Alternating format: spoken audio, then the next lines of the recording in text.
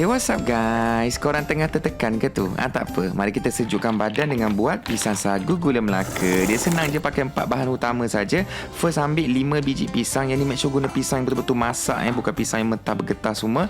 And then ambil 4 ketul kecil gula Melaka macam ni, hiriskan juga. Lepas tu korang masakkan sagu sikit. Nak warna merah, hijau, clear, tak kisahlah. Okay, first masukkan gula Melaka tadi. Tambahkan setengah cawan air. Masukkan pisang yang kita potong tadi. Korang masak sampai pisang tu dah lembut macam ni. And jangan lupa masukkan secubit garam. Aku lupa nak record part tu. Baru masukkan kita punya sagu yang dah masak tadi. Itu saja. Masak sekejap. Lepas tu letak tepi, bagi dia cool down dulu. Barulah kita serve kat dia ke atas ais. Kalau serve panas-panas, cair nanti ais tu. Letak ke atas ais. Baru kita tuangkan susu cair. Look at the view. Tenung, tengok. Sangatlah sedap pemandangan ni. Makan sejuk alu kat tekak dengan rasa manis gula Melaka, pisang dengan lemak susu cair. Sangatlah sedap. Nampak pisang tu, makan sejuk-sejuk.